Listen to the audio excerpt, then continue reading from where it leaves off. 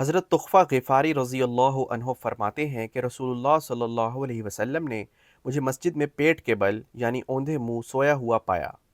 آپ صلی اللہ علیہ وسلم نے اپنے پیر مبارک سے مجھے ہلا کر فرمایا، تم اس طرح کیوں سو رہے ہو؟ اس طرح سونا اللہ سبحانہ و تعالیٰ کو سخت ناپسند ہے۔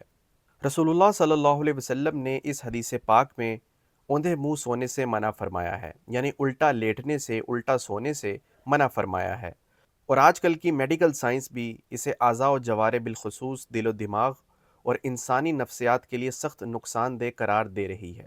لہٰذا اس طرح کی حالت میں سونے سے انسان کو بچنا چاہیے۔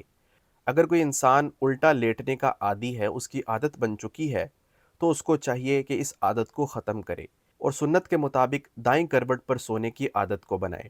شروع میں ایسا سونے سے انسان کو کچھ دنوں کے لیے مشکل اور دشواری پیش آ سکتی ہے، لیکن آہستہ آہستہ اس کی سنت کے مطابق بھی سونے کی عادت بن جائے گی۔